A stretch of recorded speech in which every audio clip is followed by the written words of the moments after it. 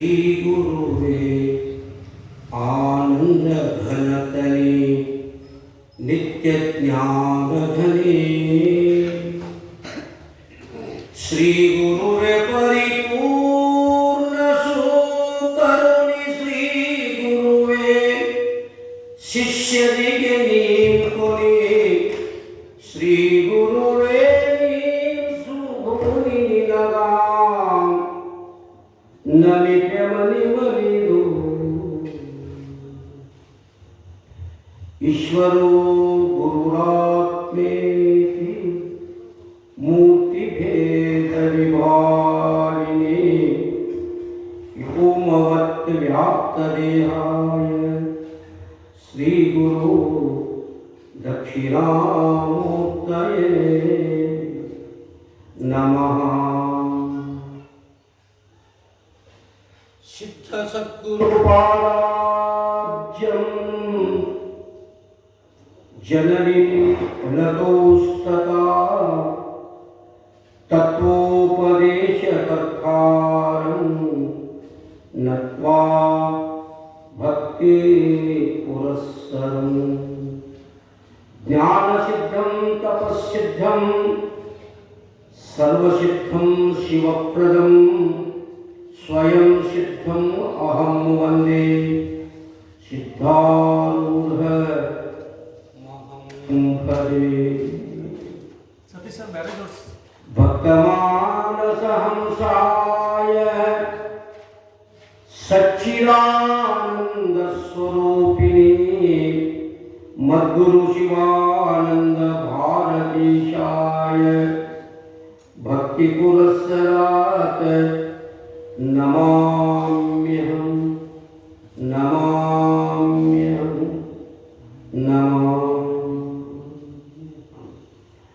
जय जय शिव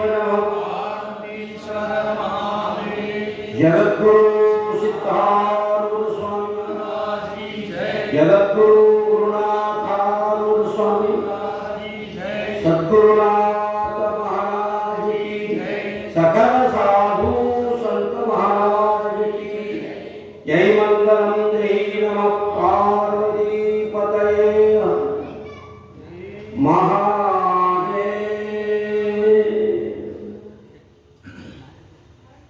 पूर्ण जय शिवन कृपेयं पूर्ण वेदांतार्थ बोधिप पूर्ण सिद्धन चरित केಳುವೆನೆದನು मनवरिदु पूर्ण परमन पूर्ण शुद्धिಯ ರಾಮುವುದು ನಿಜ पूर्ण कष्टरी साध्यवः योगदुर्गनियुवरे निरत सद्गुरविंदमिह परमगुरु महिमा चैत्रेय हर्षदिन सज्जनरगूಡಿಸಿ भक्तिपूर्वकने सरसगंगाक्षतगरंतावधरिಸಿ परिमಳ पुष्प फलಗಳ निरಸುತರ್ಚಿಸುತತ್ತ ಸಹಿತಂ ಕೇಳಬೇಕು ಸದಾ ಕೇಳಬೇಕು ಸದಾ। ಜಗದೋದ್ಧಾರ ಮೂರ್ತಿಗಳು ಗುರುಕುಲ ಭಾಸ್ಕರರು ಚರಿತ್ರ ನಾಯಕರಾದ ಕ್ಷೇತ್ರಾಧಿಷ್ಠಾತೃ ದೇವತೆ ಜಗದ್ಗುರು ಸಿದ್ಧಾರೂಢ ಯತಿರಾಜನ ಶ್ರೀಪಾದ ಪದ್ಮಗಳಿಗೆ ದೀರ್ಘದಂಡ ನಮಸ್ಕಾರ ಮಂಗಲವನ್ನು ಸಮರ್ಪಣ ಮಾಡಿ ನೋಟ ಮಾತ್ರದಿಂದ ಜಗತ್ತಿನ ಜೀವಿಗಳ ಕಲ್ಯಾಣವನ್ನು ಮಾಡಿದ ಮೌನಮಯಿ ಬ್ರಹ್ಮವಿದ್ದ ವರಿಷ್ಠ ಗುರುನಾಥಾರೂಢ ಮಹಾಸ್ವಾಮಿಗಳವರ ಶ್ರೀಪಾದ ಪದ್ಮಗಳಿಗೆ ದೀರ್ಘದಂಡ ನಮಸ್ಕಾರ ಮಂಗಲವನ್ನು ಸಮರ್ಪಣ ಮಾಡಿ ಅಗಾಧ ಕರುಣೆಯಿಂದ ಮೂಕನು ಮಾತನಾಡುವನು ಯಾರ ಕೃಪಾಶ್ರಮವಾದ ಬಲದಿಂದ ಕುಂಟನು ಪರ್ವತವನ್ನು ಆರೋಹಣ ಮಾಡುವನು ಅಗಾಧ ಕೃಪೆಯನ್ನು ಪಡೆದುಕೊಳ್ಳುವುದರಿಂದ ಕೂಡಲು ಜಗತ್ತು ವೈಚಿತ್ರ್ಯವನ್ನು ನೋಡುವನು ಅಗಾಧ ಕೃಪಾಶ್ರಮವಾದ ಬಲದಿಂದ ಜೀವನು ಮೃತ್ಯುಗಳನ್ನು ಗೆದ್ದು ಮೃತ್ಯುಂಜಯನ ಸ್ವರೂಪವೇ ತಾನಾಗುತ್ತಾನೆಯೋ ಅಂತಹ ಪರಮ ಸದ್ಗುರುಗಳು ಪರಮದಯಾಮೂರ್ತಿಗಳಾದ ಸದ್ಗುರುದೇವರ ಶ್ರೀಪಾದ ಪದ್ಮಗಳನ್ನು ಎನ್ನ ಮಸ್ತಕದ ಮೇಲೆ ಕಟ್ಟುಕೊಂಡು ಅವರು ಇವರೆಲ್ಲದೇ ನಾಡಿನಲ್ಲಿ ಆಗಿ ಹೋಗಿರುವ ಎಲ್ಲ ನಿಜವನ್ನರಿದವರಂಗಗಳಿಗೆ ನತಮಸ್ತಕನಾಗಿ ಈ ಪುರಾಣದ ಕರ್ತೃಗಳಾಗತಕ್ಕಂಥ ವರಕವಿ ಬೆಳ್ಳಿಗಿಟ್ಟಿ ಬಸವಂತಾಚಾರ್ಯರನ್ನು ಸ್ಮರಿಸಿಕೊಂಡು ಧ್ಯಾನಿಸಿಕೊಂಡು ಕಾರ್ಯಕ್ರಮದಲ್ಲಿ ಈ ಶ್ರೇಷ್ಠವಾದ ಶ್ರಾವಣ ಮಾಸದ ಪರ್ವಕಾಲದಲ್ಲಿ ಸದ್ಗುರುನಾಥನ ಸನ್ನಿಧಾನದಲ್ಲಿ ಸಮ್ಮಿಲಿತರಾಗಿ ಗುರುದೇವನ ಕಥಾಮೃತವನ್ನು ಗುರುದೇವನ ಪುರಾಣವನ್ನು ಕೇಳಿ ಜನ್ಮವನ್ನು ಸಾರ್ಥಕ ಮಾಡಿಕೊಳ್ಳಬೇಕು ಅಂತಕ್ಕಂಥ ಒಂದು ಸದುದ್ದೇಶದಿಂದ ಸದ್ಗುರುದೇವನ ಈ ಮಹಾಮಠಕ್ಕೆ ಆಗಮಿಸಿರುವ ಎಲ್ಲ ಶರಣು ತಂದೆ ತಾಯಿಗಳಿಗೂ ಭಜನಾ ಸಂಘದವರಿಗೂ ಶರಣಾರ್ಥಿಗಳನ್ನು ಸಮರ್ಪಣೆ ಮಾಡಿ ವರಕವಿ ಬೆಳ್ಳಿಗಿಟ್ಟಿ ಬಸವಂತಾಚಾರ್ಯರಿಂದ ರಚಿಸಲ್ಪಟ್ಟಿರುವ ಭಾಮಿನಿ ಷಟ್ಪದಿಯಲ್ಲಿ ಇರತಕ್ಕಂಥ ಸಿದ್ಧಾರೂಢ ಭಾರತಿ ಚರಿತ್ರೆ ಕಲ್ಪದ್ರುಮವನ್ನು ನಾವು ಆರಂಭದಿಂದ ಶ್ರವಣ ಮಾಡ್ತಾ ಹೋಗಿದ್ದೇವೆ. ಕೇವಲ ಶ್ರೀ ಗುರುವಾಕ್ಯ ಮುಕ್ತಿ ಬೇಕಾದರೆ ಹಾಳು ಕಥೆಗಳಿಂದ ಕಾಲವು ಕಳೆಯಲಿದೆ. ಕೇಳು ಮಾನಿನಿಂದ ಮನವಿಟ್ಟು ಕೇಳಿ. ಬಹಳ ಸುಂದರವಾಗಿ ಮಾಲಿನ್ಯದ ಶಿಷ್ಯರಾಗತಕ್ಕಂಥ ಶಂಕರಾನಂದ ಯೋಗೀಂದ್ರರು ನಿನಗೆ ಸುಖ ಆಗಬೇಕಾಗಿತ್ತು ಅಂತಂದ್ರೆ ಯಾರ ಮಾತು ಕೇಳು ಅಂದ್ರೆ ಕೇಳು ಶ್ರೀ ಗುರುವಾಕ್ಯ. ಜಗತ್ತೊಳಗೆ ಶ್ರೀ ಗುರುಗಳು ಅಂತ ಏನಿದ್ದಾರೆಯೋ ಸತ್ಯದ ಸಾಕ್ಷಾತ್ಕಾರವನ್ನು ಮಾಡಿಕೊಂಡಿರ್ತಕ್ಕಂಥ ಮಹಾಜ್ಞಾನಿಗಳಂತ ಏನಿದ್ದಾರೆಯೋ ಅವನ ಹಿತೋಪದೇಶವನ್ನು ಕೇಳ. ಹಿತಕಥನಂ ಉಪದೇಶಂ. ನಮಗೆ ಹಿತವಾದದ್ದನ್ನು ಕಥನ ಮಾಡಿ ನಮಗೆ ಸಮಸ್ತ ದುಃಖಗಳನ್ನು ದೂರ ಮಾಡಿ ನಮಗೆಲ್ಲರಿಗೂ ಸ್ವತಃ ಶಾಂತಿ ಸಂತೋಷವನ್ನು ಕೊಡುವವರು ಯಾರು ಅಂತಂದ್ರೆ ಜಗತ್ತಿನೊಳಗೆ ಮತ್ಯಾರು ಇಲ್ಲ. ಒಬ್ಬ ಸದ್ಗುರು ಮಾತ್ರ ಏನು ಮಾಡ್ತಾ ಇದ್ದಾರೆ ಅಂತಂದ್ರೆ ನಾವೆಲ್ಲರಿಗೂ ಸುಖವನ್ನು ಉಂಟು ಮಾಡಿಕೊಡ್ತಾ ಇದ್ದಾನೆ. ಅದಕ್ಕೆ ಕೇಳು ಶ್ರೀ ಗುರುವಾಕ್ಯ. ಮುಕ್ತಿ ಬೇಕಾದರೆ ನಿನಗೆ ಸುಖ ಬೇಕಾಗಿತ್ತು ಅಂದರೆ ಯಾವ ಸುಖ? ಶಾಶ್ವತವಾಗಲ್ಪಟ್ಟಂಥ ಸುಖದ ಬಗ್ಗೆ ಹೇಳಾಗುತ್ತಾರೆ. ಸುಖ ಇಲ್ಲಂತಲ್ಲ. ಜಗತ್ತಿನೊಳಗೆ ಎಲ್ಲ ಜನರು ಒಂದಿಲ್ಲ ಒಂದು ರೀತಿ ಸುಖ ಅದ.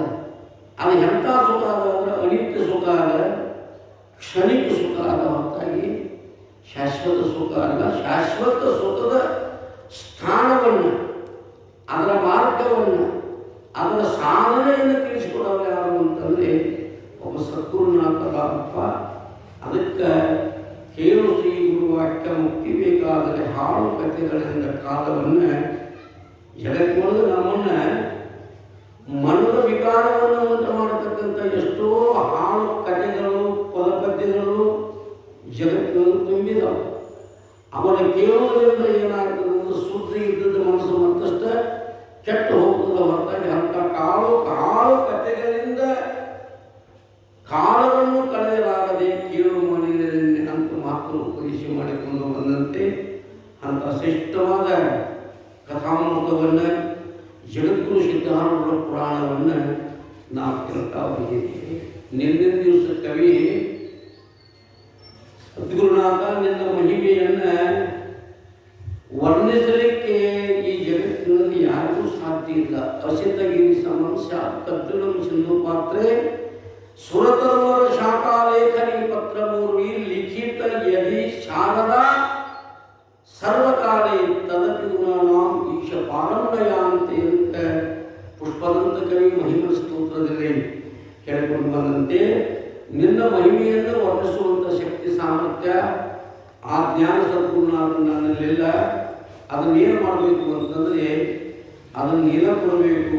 ಒಂದು ದೃಷ್ಟಾಂತವನ್ನು ಕೊಟ್ಟು ವೀಣಾ ನೂತನ ಶಬ್ದ ಪಾಣಿಯುವಂತೆ ಜಾನಸ್ತುತಿ ಯಾನ ಶ್ರೀ ಗುರುವೆ ನೀ ನುಡಿಸಿದಂತೆ ನಾ ಏನು ಮಾಡಿದ್ರು ಅಂತಂದರೆ ಈ ಗ್ರಂಥವನ್ನು ನಿನ್ನ ಆಜ್ಞಾನುಸಾರವಾಗಿ ನೀನೇ ಒಳಗೆ ಕುಂತು ನುಡಿಸಿದಂತೆ ಈ ಗ್ರಂಥವನ್ನು ನಾ ಏನು ಮಾಡ್ತೀನಿ ಅಂದರೆ ಬರೆಯಲಿಕ್ಕೆ ಪ್ರಯತ್ನ ಮಾಡ್ತೀನಿ ಅಂತ ಹೇಳ್ತಾ ಈ ಗ್ರಂಥದ ಪರಿಸ್ಥಿತಿಯನ್ನು ಇಲ್ಲಿ ಹೇಳ್ತಾರೆ ಮಕ್ಕಳು ಏನಂತಾರು ಅಂತಂದರೆ ನಿರತ ಸದ್ಗುರುವಿಂದ ಮೀಮಾಚರಿತ ಗುರುಮಯಾ ಚರಿತ್ರೆ ಹರ್ಷದಿಂ ಸಜ್ಜನರ ಘೋಷಿ ಭಕ್ತಿಪೂರ್ವಕರೇ ಸರಸ ಗಂಧಾಕ್ಷತೆಗಳಂತಾಧರಿಸಿ ಪರಿಮಳ ಪುಷ್ಪ ಫಲಗಳನ್ನು ನಿರುತ ಅರ್ಚಿಸುತ್ತ ಅರ್ಥ ಸಹಿತ ಕೇಳಬೇಕು ಈ ಗ್ರಂಥವನ್ನು.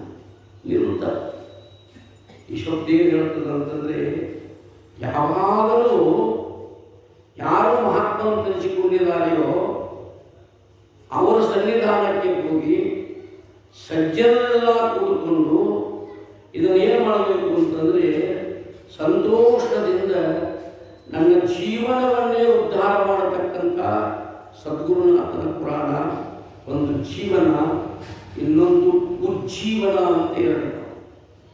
ಜೀವನ ಯಾವುದು ಅಂತಂದರೆ ಎತ್ತಂಡ ಹೆಣ್ಣು ಹೊತ್ತು ತನಕ ಏನು ಹೊಲ ಮನಿ ದನ ಕರ ವ್ಯಾಪಾರ ಉದ್ಯೋಗ ಅಂತ ಏನು ಮಾಡ್ತೇವೋ ಬದುಕು ಸಲುವಾಗಿ ಅದಕ್ಕೆ ಜೀವನ ಜೀವನ ಅಂತ ಕರೀತಾರೆ.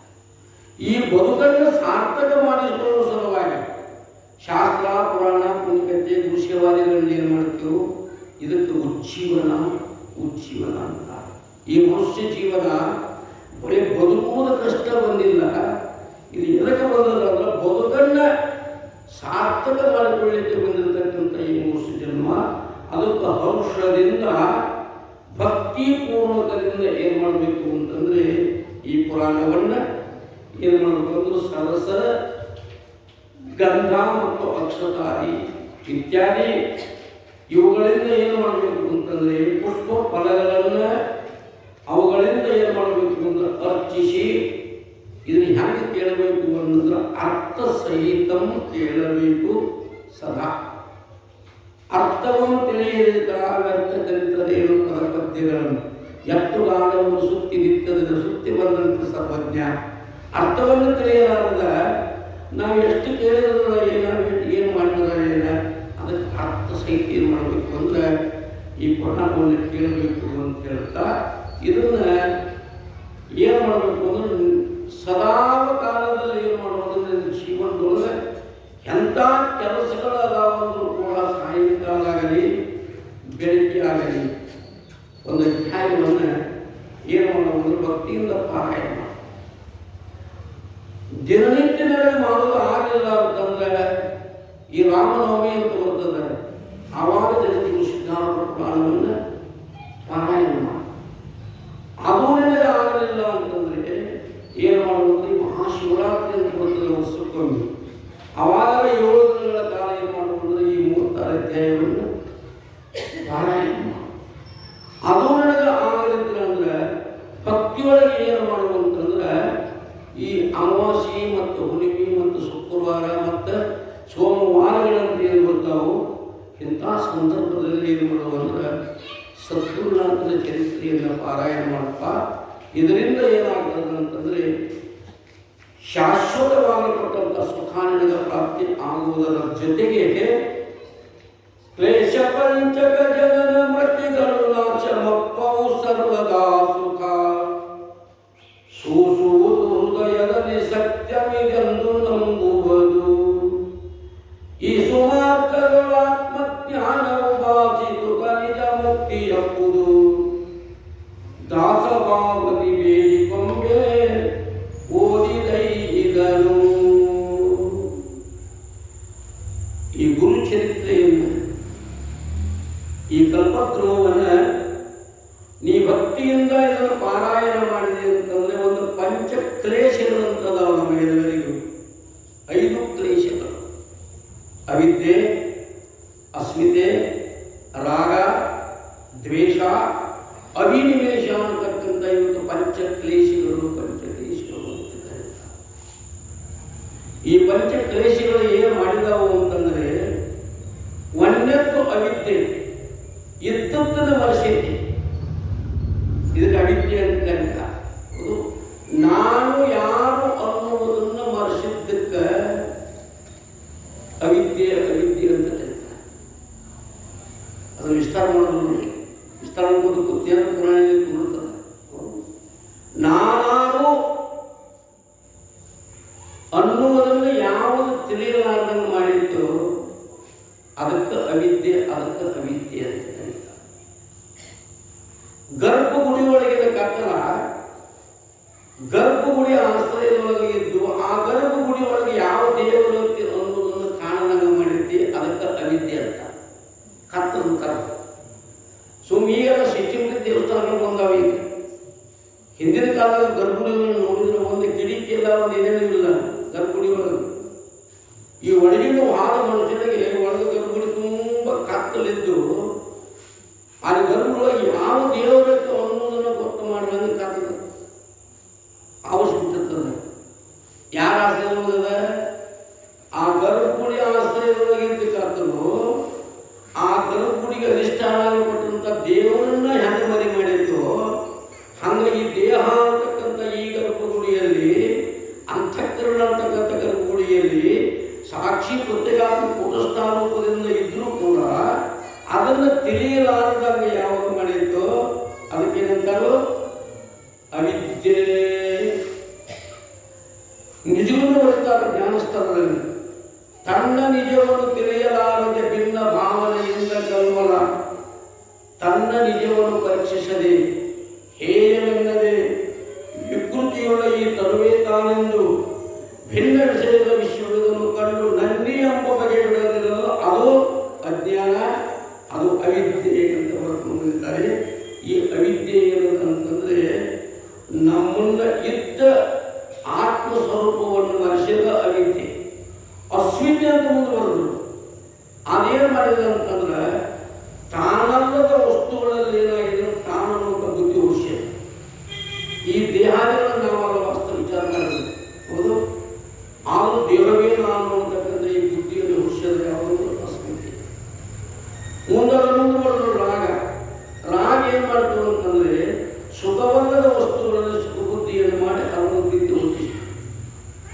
ದ್ವೇಷ ಏನು ಮಾಡ್ತು ಅಂತಂದ್ರೆ ಆ ಸುಖದ ವಸ್ತುಗಳು ಸಿಗಲಿಲ್ಲ ಅಂದ್ರೆ ಅದಕ್ಕೆ ಯಾರಾದರೂ ಪ್ರತಿಬದ್ಧತೆ ಮಾಡಿದ್ರು ಅಂತಂದ್ರೆ ಅಲ್ಲಿ ಏನು ಮಾಡ್ತು ಅಂದ್ರೆ ಅವ್ರ ಮ್ಯಾಗ ನಾವೆಲ್ಲ ಬಡ್ಕೋಕಿದ್ದೇವಪ್ಪ ಆ ಮಾಟ ಬಂದ, ಆ ಮಾಟ ಬಂದಿದ್ರೆ ಏನಾದ್ರು ಬಂದ್ರೆ ಸಿಗಲಿಲ್ಲ ಅವನ ಮ್ಯಾಗ ಬೀಸ್ಕೊಟ್ಟು ಹೋಗ್ತದೆ ದ್ವೇಷ.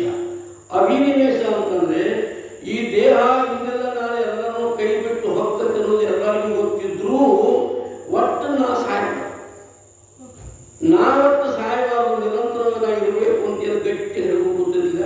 ಇದಕ್ಕೆ ಅಭಿನಿವೇಶ ಅಭಿನಿವೇಶ ಅಂತ ಕರೆದ್ರು.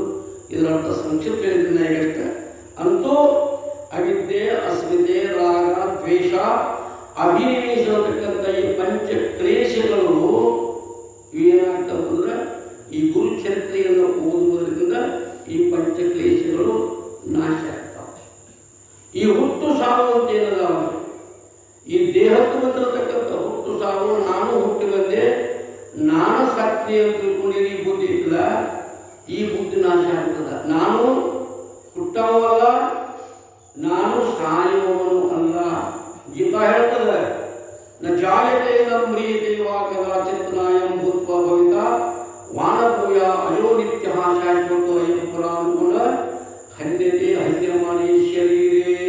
ಭಗವದ್ಗೀತೆ ಹೇಳ್ಕೊಂಡು ನಾನು ಅಲ್ಲಂತರುಗಳು ಹೇಳಿದರು, ಹುಟ್ಟು ಮಾತ ನಾನಲ್ಲಯ್ಯ, ಬಂದು ಮಾತ ನಾನಲ್ಲಯ್ಯ, ಏನೆಂಬಿನಯ್ಯ ಅದೆಂತೆಂಬಿನಯ್ಯ, ನಿಜವನ್ನೆಲ್ಲ ಬಲಿತ ಮರಳಿ ಹುಟ್ಟನುಂಟಿಗೂ ಈಶ್ವರ.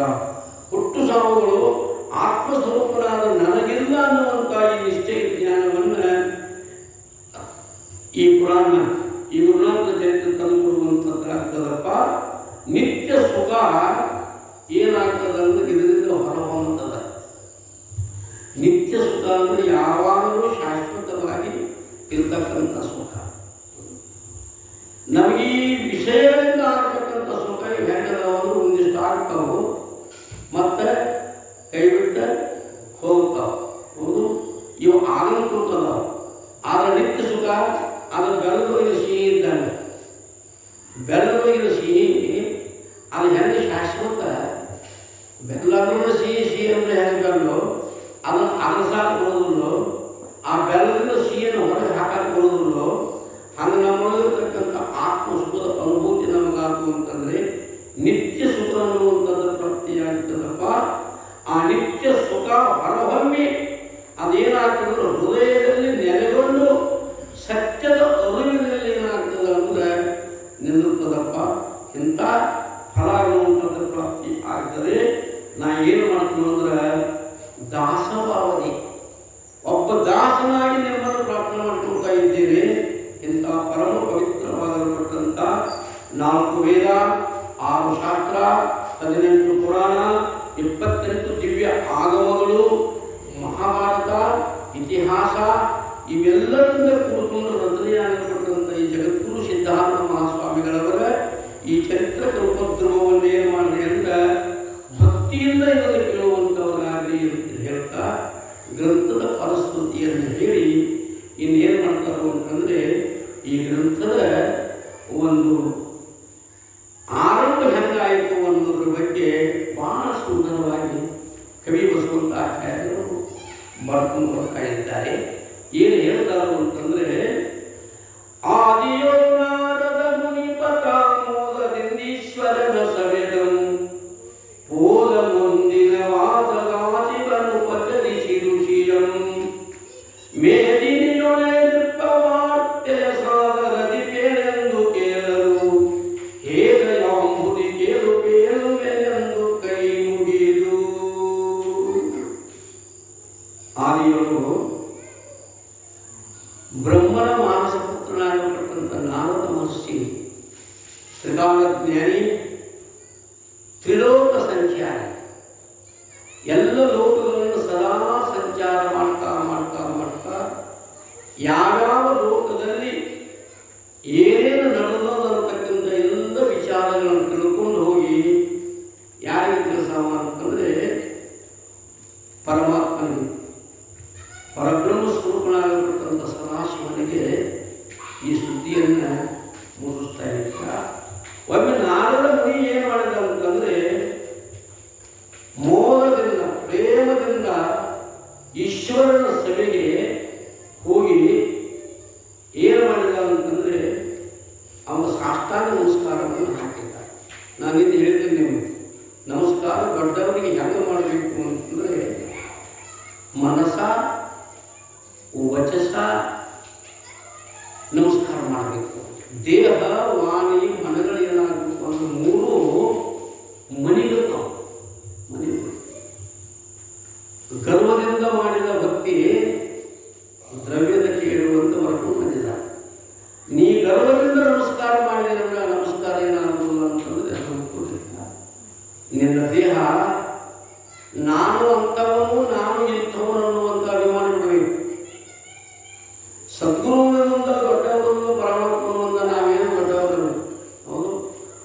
ಆ ಅಭಿಮಾನವನ್ನು ಬಿಟ್ಟು ನಿರಭಿಮಾನದಿಂದ ಏನು ಮಾಡಬೇಕು ಅಂದ್ರೆ ಸಾಷ್ಟಾಂಗ ನಮಸ್ಕಾರ ಮಾಡಬೇಕು. ಅದಕ್ಕೆ ಉತ್ತಮ ನಮಸ್ಕಾರ ಅಂತ ಹೇಳಿ. ಅಂದರೆ ನಾರದ ಒಬ್ಬ ಬ್ರಹ್ಮಣ ಮಾನಸ ಪುತ್ರನಾಗಿದ್ದರೂ ಕೂಡ, ತ್ರಿಲೋಕ ಜ್ಞಾನಿ, ತ್ರಿಲೋಕ ಸಂಚಾರಿಯಾಗಿದ್ದರೂ ಕೂಡ ಪರಮಾತ್ಮನ ಸಭೆಗೆ ಹೋಗಿ ಏನು ಮಾಡಿದಂತಂದ್ರೆ ದೀರ್ಘದಂಡ ನಮಸ್ಕಾರವನ್ನು ಮಾಡಿದಾಗ ಸದಾಶಿವ, ಇವು ಪಂಚದೇವತೆಗಳಂತ ಬರ್ತಾವೆ. ಪಂಚದೇವತೆಗಳು ಅವನು ಹೇಳ್ತಾರೆ ಬಂದವರು ಸದಾಶಿವ ಇವು ಎಲ್ಲದ ಮ್ಯಾಗೆ ನಾವು ಅವನ ತಲೆಗಿನವ್ರು ಮುಂದೆ ಬರ್ತಾರೆ. ಅವ್ರನ್ನ ಇನ್ನೊಂದು 4 ಮಂದಿ ಅವನು ಇದರ ಮುಂದೆ ಹೇಳೋದು ಸದಾಶಿವ ಅಂತಂದರೆ ಜಗದೊಡೆಯನಾಗಲ್ಪಟ್ಟಂಥ ಪರಬ್ರಹ್ಮ ಮೂರ್ತಿ. ಆ ಋಷಿಯಂ ಏನು ಮಾಡಿದ ಅಂದರೆ ಉಪಚರಿಸಿದ. ಯಾರ ನಮ್ಮ ಮನೆಗೆ ಬರಲಿ, ಯಾರ ನಮ್ಮ ಊರಿಗೆ ಬರಲಿ, ಮೊದಲನೇದ್ದೇನು ಅಂದ್ರೆ ನಿಷ್ಠ ಉಪಚಾರ. ಅದು ಹೆಂಗಿರಬೇಕು ಅಂದ್ರೆ ನಿಜಗುರು ಮಕ್ಕಳು ಬಂದಾಗ ವಿನಮಿತನ ಹೋದರಿಂದ ಉಪಚಾರ ಮುಂದೆ ಏನಾಗಬೇಕು ಅಂತಂದರೆ ಒಂದಿಷ್ಟು ವಿನಯ ಅನ್ನುವಂಥದ್ದಿರಬೇಕು. ವಿನಯದಿಂದ ಬಂದ ಉಪಚಾರವನ್ನು ಮಾಡಬೇಕು ಅಂದಂಗೆ ಜಗದಾಗು ಹೋಗುವ ನಿರ್ಮಾಣ ಕರ್ತೃವಾಗತಕ್ಕಂಥ ಜಗದೊಡೆಯ ಸದಾಶಿವ ಆ ಋಷಿಯನ್ನ ಬ್ರಹ್ಮನ ಮಾನಸ ಪುತ್ರನಾಗತಕ್ಕಂಥ ನಾರದರನ್ನು ಉಪಚಾರ ಮಾಡಿ, ನಾರದ ಮೇದಿನಿಯೊಳಿರುವ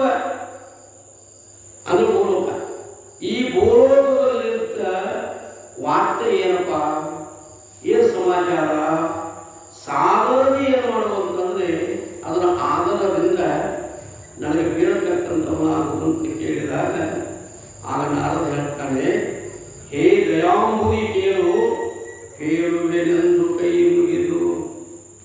ಹೇ ದಯಾತ್ರ ಉದಯನಾಗತಕ್ಕಂಥ ಹೇ ಪರಮಾತ್ಮನೇ, ಕೇಳುವಂತ ನಾರದ ಮುನಿಗಳು ಏನು ಮಾಡಿದ್ರು ಅಂತಂದ್ರೆ ಕರ ಮುಗಿದು ಪರಶಿವನ ಮುಂದೆ ಏನು ಮಾಡ್ತಾರೆ ಅಂತಂದ್ರೆ ಹೇಳ್ತಕ್ಕಂಥವರಾಗ್ತಾರೆ.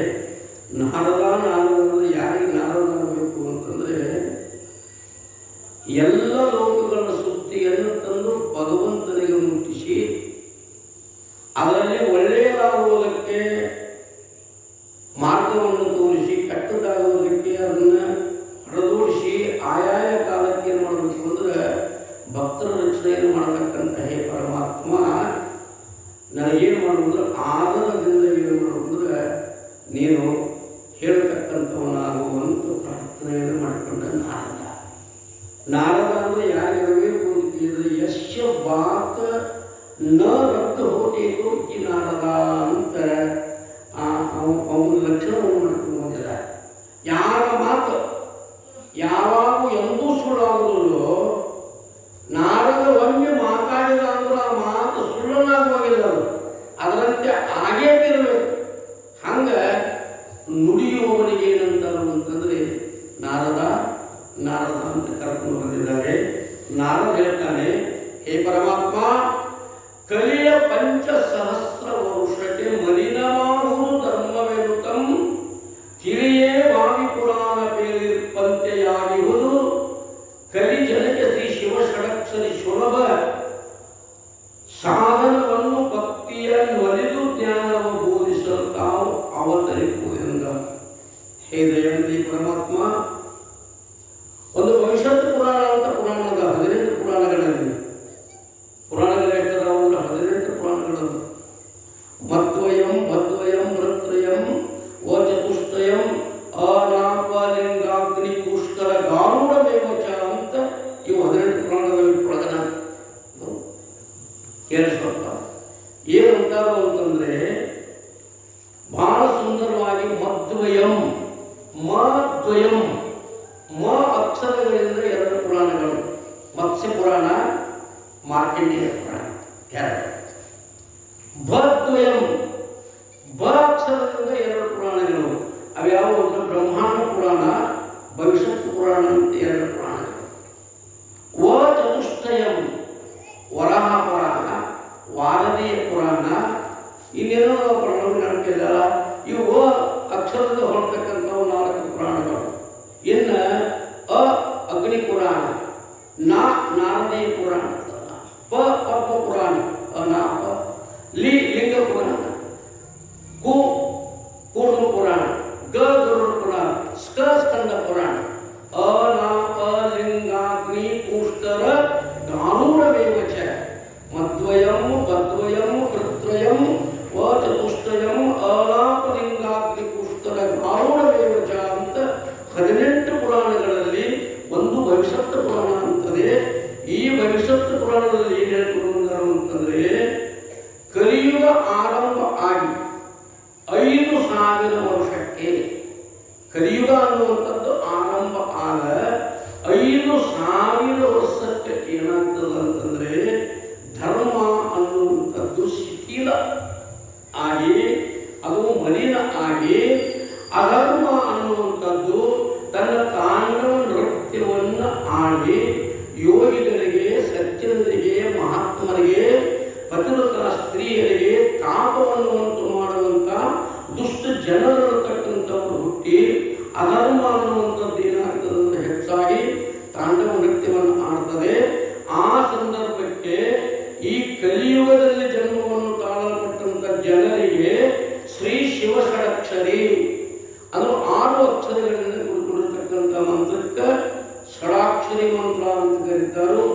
ಓಂ ನಮ ಶಿವಾಯ, ಇವು 6 ಅಕ್ಷರಗಳಿಂದ ಕೂಡಿಕೊಂಡದ್ದು ಷಡಕ್ಷರಿ ಮಂತ್ರ. ಓಂ ಅನ್ನುವಂಥ ಒಂದು ಬೀಜಾಕ್ಷರವನ್ನು ಬಿಟ್ಟರೆ ನಮ ಶಿವಾಯ ಅನ್ನುವಂಥ 5 ಅಕ್ಷರದು ಇದು ಪಂಚಾಕ್ಷರಿ ಮಂತ್ರ. ಈ ಶಿವ ಷಡಕ್ಷರಿ ಹಾಗೂ ಪಂಚಾಕ್ಷರಿ ಹಾಗೂ ಸುಲಭ ಸಾಧನವನ್ನು, ಹಾಗೆ ಜೊತೆಗೆ ಭಕ್ತಿಯನ್ನ ಅದರ ಜೊತೆಗೆ ವೈರಾಗ್ಯವನ್ನು, ಅದರ ಜೊತೆಗೆ ಉಪರತೆಯನ್ನು, ಅದರ ಜೊತೆಗೆ ಜ್ಞಾನವನ್ನು ಬೋಧಿಸಲು ನಾನು ಅವತಾರ ಕೊಟ್ಟು ಬಂದು ನೀವು ಹಾಗೇನು ಮಾಡಿದ್ದೀರಿ ಅಂತಂದರೆ ಭವಿಷ್ಯತ್ ಪುರಾಣದೊಳಗೆ ಹೇಳಿದ್ದೀರಿ. ಅದರಂತೆ ಈಗ ಆಗ್ಯದ. ಅದಕ್ಕೆ ನೀವೇನಾಗಬೇಕು ಅಂತಂದರೆ ಧರ್ಮ ಸಂಸ್ಥಾಪನಾರ್ಥಾಯ ಸಂಭವಾಮಿ ಯುಗೆ ಯುಗೆ ಎಂಬಂತೆ ಈಗ ನೀವು ಅವತಾರವನ್ನು ಕೊಟ್ಟು ಬರಬೇಕು ಅಂತ ನಾರದ ಇಷ್ಟು ಪ್ರಾರ್ಥನೆಯನ್ನು ಸದಾಶಿವನ ಮುಂದೆ ಮಾಡಿಕೊಡ್ತಕ್ಕಂಥವನಾಗ್ತಾನೆ.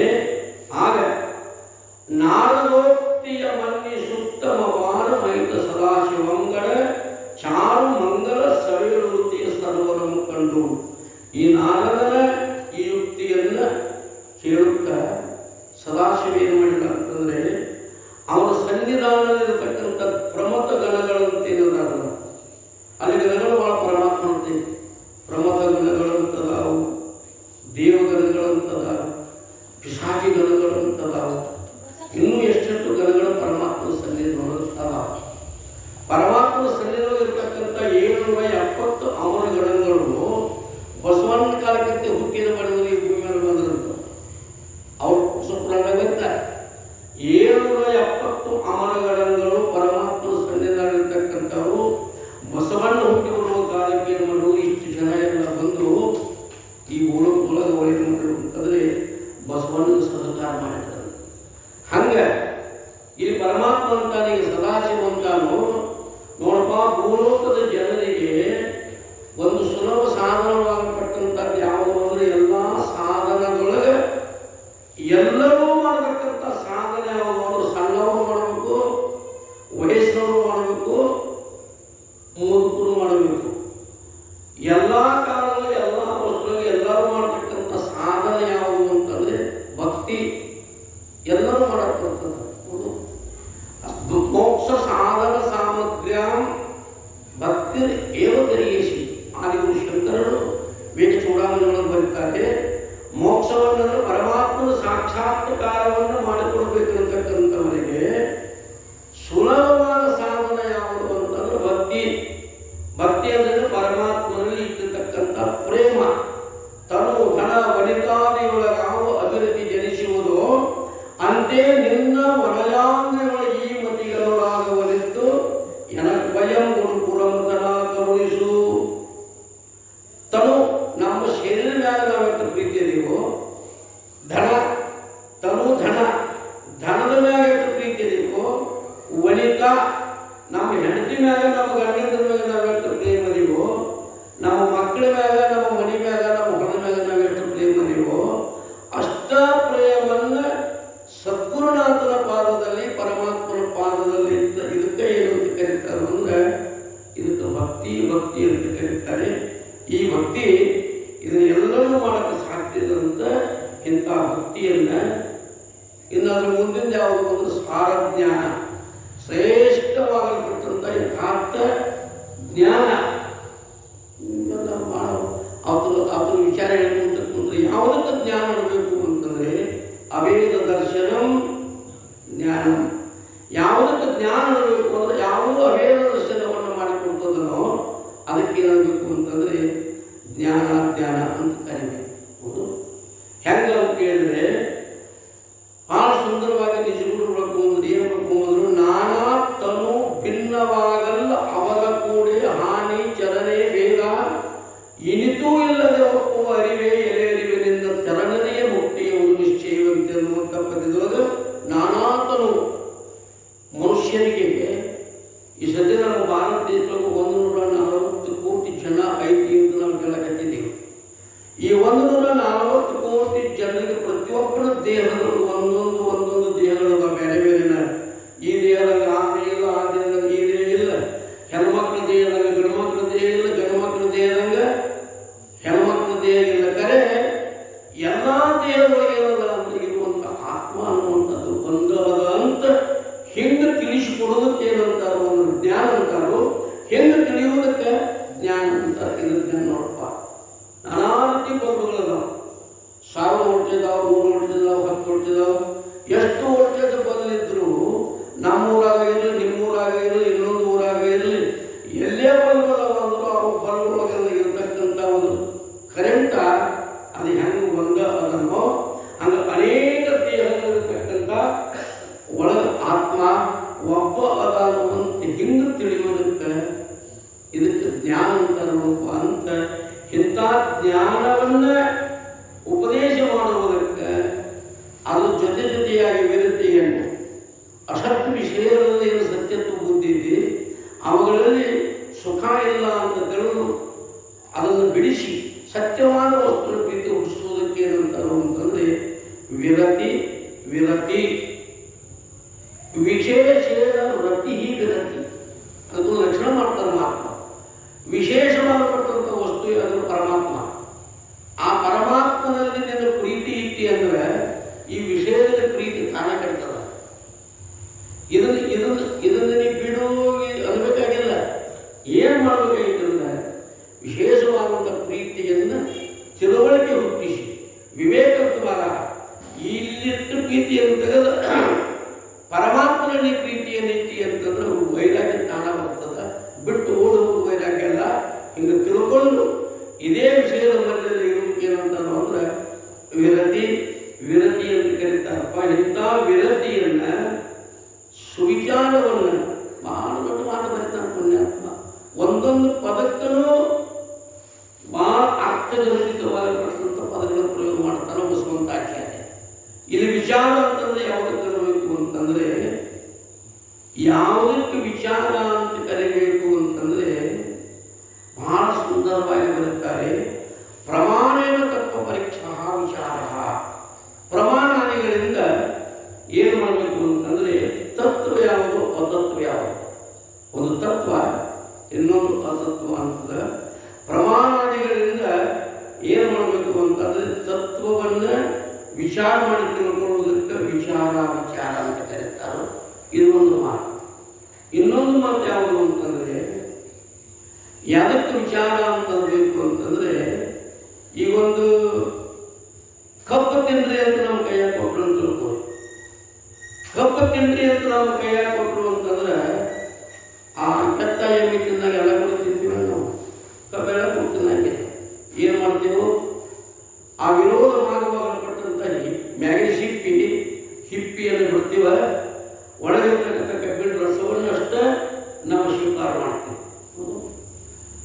ಇದಕ್ಕೆ ಏನು ಕರೆದ್ರು ಅಂತಂದ್ರೆ ಅವಿರೋಧ ಭಾಗವನ್ನು ತ್ಯಾಗ ಮಾಡಿ ವಿರೋಧ ಭಾಗವನ್ನು ಸ್ವೀಕಾರ ಮಾಡುವುದಕ್ಕೆ ವಿಚಾರ ಅಂತ ಕರೆದ್ರು. ಹಾಗೆ ಈ ದೇಹಗಳ ಒಂದು ವಿರೋಧ ಭಾಗದ ಇನ್ನೊಂದು ಅವಿರೋಧ ಭಾಗ. ಯಾವ ಒಂದು ಈ ಪಂಚಭೂತಾತ್ಮಕವಾಗಿರ್ತಕ್ಕಂಥ ಸ್ಥೂಲ ದೇಹ, ಸೂಕ್ಷ್ಮ ದೇಹ, ಕಾರಣ ದೇಹ, ಇವು ಮೂರು ದೇಹಗಳು, ಈ ಮೂರು ಅವಸ್ಥೆಗಳು ಇವೆಲ್ಲ ಎಲ್ಲ ಅಂತಂದ್ರೆ ಇವು ವಿರೋಧ ಭಾಗದ. ಇವನ್ನು ಬಿಡುದು ಈ ಮೂರು ದೇಹಗಳಿರ್ತಕ್ಕಂಥ ವಿಶ್ವಾಸ ದೇಶ ಪ್ರಾರ್ಥನೆ ಇರ್ತಕ್ಕಂಥ ಇದು ಮೂರು ಜೀವನಗಳು ಅವರ ಅವಿರೋಧ ಭಾಗದ. ಅವರನ್ನು ಸ್ವೀಕಾರ ಮಾಡಿ ಹಿಂಗೆ ದೇಹದೊಳಗ ಒಂದು ವಿರೋಧ ಭಾಗ ಬಿಡಬೇಕಾದದ್ದದ, ಇನ್ನೊಂದು ಹಿಡಿಬೇಕಾದದ್ದದ. ಹಿಂಗೆ ಬಿಡಬೇಕಾದದ್ದನ್ನು ಬಿಟ್ಟು ಹಿಡಿಯಬೇಕಾದದ್ದು ಬಿಟ್ಕೊಂಡ್ರೆ ಅದಕ್ಕೆ ವಿಚಾರ ಅಂತ ಕರೀತಾರೆ.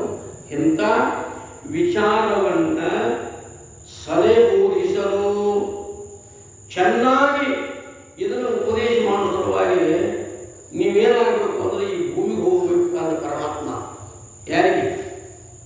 ಆ ಪರಮಾತ್ಮನ ಪ್ರಥಮ ಗಣಗಳಂತ ಏನಿದ್ದಾರೋ ಅವರಿಗೆಲ್ಲರಿಗೂ ಪರಮಾತ್ಮ ನೀವು ಭೂಲೋಕಕ್ಕೆ ಹೋಗಬೇಕು ಅಂತ ಅವರಿಗೆ ಪರಮಾತ್ಮ ಏನು ಮಾಡಿದ ಅಂತಂದ್ರೆ ಆಜ್ಞೆಯನ್ನು ಮಾಡ್ತಕ್ಕಂಥವನಾದ. ಅವರಂದ್ರು ಪರಮಾತ್ಮ ದೇವತೆ ತಮ್ಮ ಪಾದ ಒದಲು ಭಾವ ಮುಗಿಸುವುದು ನಮ್ಮ ಮನದಳು. ಹೇ ಪರಮಾತ್ಮ, ನಾವು ನಿನ್ನ ಪಾದವನ್ನು ಬಿಟ್ಟು ನಿನ್ನ ಸನ್ನಿಧಿಯನ್ನು ಬಿಟ್ಟು ನಾವೇನಾಗುವುದಿಲ್ಲ ಅಂತಂದ್ರೆ ನಾವು ನೀವೆಲ್ಲಿರ್ತೀವಿ ನಾವು ಅಲ್ಲೇ ನಾವು ದಾಸರ ಹಾಡಿಲ್ಲ. ಪ್ರಾಣವನ್ನು ಪರಲು ಬೇಡಿದರೂ ಕೊಡಬಹುದು, ಮಾನಾಭಿಮಾನವನ್ನು ತಗ್ಗಿಸಲಬಹುದು.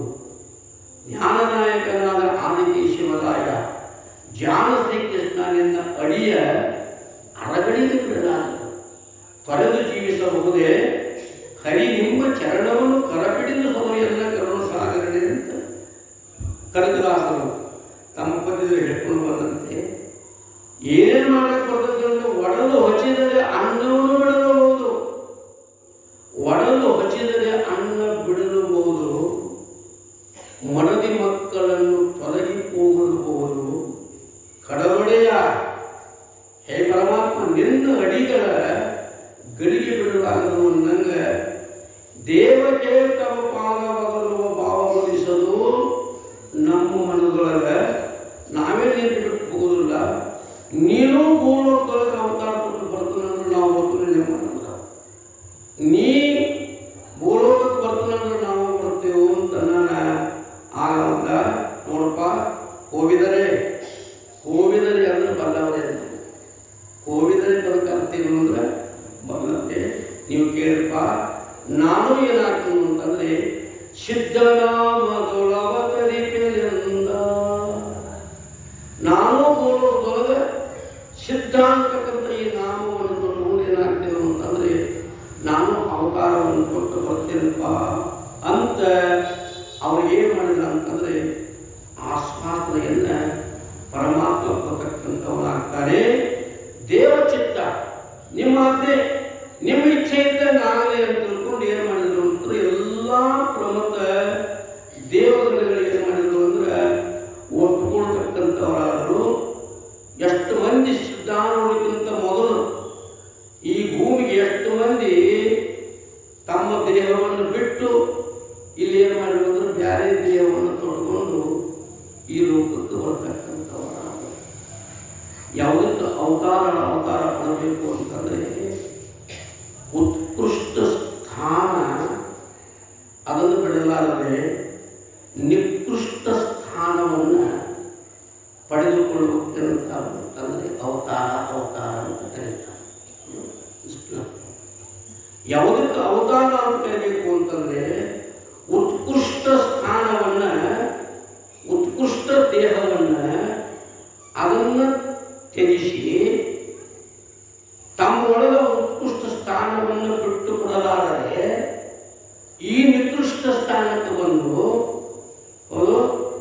ಉತ್ಕೃಷ್ಟ ಸ್ಥಾನವನ್ನು ನ ತ್ಯಾಗಕರೆ ನಿಕೃಷ್ಟ ಸ್ಥಾನ ಧಾರಣಕರೇ ಅವತಾರ ಅಂತ ಅದಕ್ಕೆ ಅವತಾರ ಕೆಲಸ ಮಾಡ್ಕೊಂಡು ಬಂದ. ಹೆಂಗಂದ್ರೆ ಶ್ರೀಮನ್ನಾರಾಯಣ ವೈಕುಂಠದಲ್ಲಿ ಆದಿಶೇಷನ ಮೇಲೆ ವಿರಾಜಮಾನವಾಗಿರತಕ್ಕಂತಹ ವಿಷ್ಣು ಪರಮಾತ್ಮ ಆದಿಶೇಷನ ಮೇಲೆ ಆರಾಮ ಮಾಡಿಕೊಳ್ಳುತ್ತಾನೆ. ಯೋಗ ನಿದ್ರೆಯೊಳಗದಾನು. ಲಕ್ಷ್ಮೀ ಸದಾವಕಾಲದಲ್ಲಿ ಆ ವಿಷ್ಣುವಿನ ಪಾದ ಸೇವೆಯನ್ನು ಮಾಡ್ತಾ ಇದ್ದಾರೆ. ಇಂಥ ವಿಷ್ಣು ಸಮಸ್ತ ದೇವತೆಗಳಿಂದ ಪೂಜೆ ಮಾಡಿಕೊಳ್ಳಿಕ್ಕೆ ಯೋಗ್ಯನಾಗಿರ್ತಕ್ಕಂಥ ವಿಷ್ಣು ಪರಮಾತ್ಮ ಈ ಭೂಲೋಕದೊಳಗೆ 10 ಅವತಾರವನ್ನು ಏರ್ಪಡಿಸಲು ಬಂತು. ನೀವೆಲ್ಲ ದೇವಪುರಾಣ ಓದಿದ್ದೀರಿ, ದೇವಪುರಾಣ ಕೇಳಿದ್ದೀರಿ. ಹೌದು, 10 ಅವತಾರವನ್ನು ಎತ್ತಿವಲ್ಲ. ಅದರೊಳಗೆ ಮೊದಲನೇ ಅವತಾರ ಯಾವುದು ಅಂದ್ರೆ ತಮಗೆ ಗೊತ್ತಿದ್ದಂತೆ ಮತ್ಸ್ಯಾವತಾರ. ಮತ್ಸ್ಯ ಅಂದ್ರೆ ಮೀನು. ವಿಷ್ಣು ಪರಮಾತ್ಮ ಏನಾದ ಅಂದ್ರೆ ಮೀನಾಗಿ ಹುಟ್ಟು ಬಂದು ಎದಕ್ಕೆ ಕತ್ತುಕೊಂಡು ಹೋಗತಕ್ಕಂಥ ವೇದಗಳನ್ನು ರಕ್ಷಣೆ ಮಾಡುವುದಕ್ಕೋಸ್ಕರವಾಗಿ ಒಂದು ಮೀನಾಗಿ ಬಂದು ಏನು ಮಾಡಿದ ಅಂತಂದ್ರೆ ಒಂದು ಹಡಗನ್ನು ಹೇಳಿ ಆ ರಾಕ್ಷಸರನ್ನು ತಂದು ಅವನ ವೇದಗಳನ್ನು ತಂದು ಕೊಟ್ಟಿರ್ತಕ್ಕಂಥ ಕಥೆ ನಾವು ಪುರಾಣದಲ್ಲಿ ಕೇಳ್ತು. ಇಲ್ಲಿ ನಾವು ಎಷ್ಟು ಹೋಗ್ಬೇಕೀಗ ಅಂದ್ರೆ ಅವನ ದೇಹ ಎಂತ ಅದು ಉತ್ಕೃಷ್ಟವಾಗಲ್ಪಟ್ಟಂಥ ದೇಹ, ಪೂಜೆಗೆ ಯೋಗ್ಯವಾಗಲ್ಪಟ್ಟಂಥ ದೇಹವನ್ನು ತ್ಯಾಗ ಮಾಡಿದ. ಈಗೇನು ಮಾಡಿದ್ರೆ ಅಗ್ನಿ ನಿಕೃಷ್ಟ ದೇಹ ಯಾವುದು ಅಂದ್ರೆ ಮೀನ. ಹೌದು, ಒಂದು ಮೀನಾಗಿ ಹುಟ್ಟಿ ಬಂದು ಏನು ಮಾಡಿದ ಅಂದ್ರೆ ಜಗತ್ತಿನ ಜೀವನ ರಕ್ಷಣೆ ಮಾಡಿದ. ಇದು ಮತ್ಸ್ಯ ಅವತಾರ. ಎರಡನೇ ಅವತಾರ ಕೂರ್ಮ ಅವತಾರ. ದೇವದಾನವರು ಕೂಡಿ ಸಮುದ್ರವನ್ನು ಮಥನ ಮಾಡಿ 14 ರತ್ನಗಳನ್ನು ಹೊರೆಯ ತೆಗೆಯೋಕ್ಕೋಸ್ಕರವಾಗಿ ಏನು ಮಥನ ಮಾಡಿದ್ರು ಆ ಕಾಲಕ್ಕೆ ಆ ಮಂದಾರ ಪರ್ವತ ಆಗಕ್ಕೆ ಮುಳುಗು ಸರೋವರದಲ್ಲಿ ಕೂರ್ಮ ಅಂದ್ರೆ ಆಮೆಯಾಗಿ ಬಂದು ಏನು ಮಾಡಿದ ಅಂದ್ರೆ ಆ ಪರ್ವತವನ್ನು ಎತ್ತಿ ಹಿಡಿದ. ಎರಡನೇ ಅವತಾರ ಕೂರ್ಮ ಅವತಾರ. ಅದ್ರ ಮುಂದಿನ ಅವತಾರ ಲೆಕ್ಕಾಗಿ ನೋಡಿದ್ರೆ ಎಂಥ ಅವತಾರ ಕೊಟ್ಟು ಬಂದ ಅಂತಂದ್ರೆ ವರಾಹ ಅವತಾರ. ನರಕದ ಕೋಟೆಯನ್ನು ಕಟ್ಟಿಕೊಂಡು ಈ ವೇದಗಳಿಗೆ ಕಾರಣವಾಗಲ್ಪಟ್ಟಂಥ ಮಂತ್ರರೂಪದ ಎತ್ತಿಗಳನ್ನು ಕತ್ತುವುದಂಥ ಸಮಯದಲ್ಲಿ ಅವನು ತಗೊಂಡು ಬರುವ ಸಲುವಾಗಿ ಭೂದೇವಿಯನ್ನು ಕತ್ತುವುದು ಆ ನರಕದ ಪಾಠಗಳಿಗೆ ಇಟ್ಟಿದ್ದ ನರಕ ಅಂತಕ್ಕಂಥದ್ದೇ. ಅವನನ್ನು ಕೊಂದು ಆ ವೇದಗಳನ್ನು ತರುವ ಸಲುವಾಗಿ ಏನು ಮಾಡಿದರು, ಭೂದೇವಿಯನ್ನು ತರುವ ಸಲುವಾಗಿ ಏನು ಮಾಡಿದರು ಅಂತಂದ್ರೆ ವರಾಹ ಅವತಾರ. ವರಾಹ ಅವತಾರ ಅಂದ್ರೆ ಏನು? ಹಂದಿಯ ಅವತಾರ ಧಾರಣ ಮಾಡಿಕೊಂಡು ಪೂರ್ವ ಪ್ರಸಂಗ ಬಂತು. ಇದು ವರಾಹ ಅವತಾರ. ನಿಕೃಷ್ಟ ಅಲ್ಲ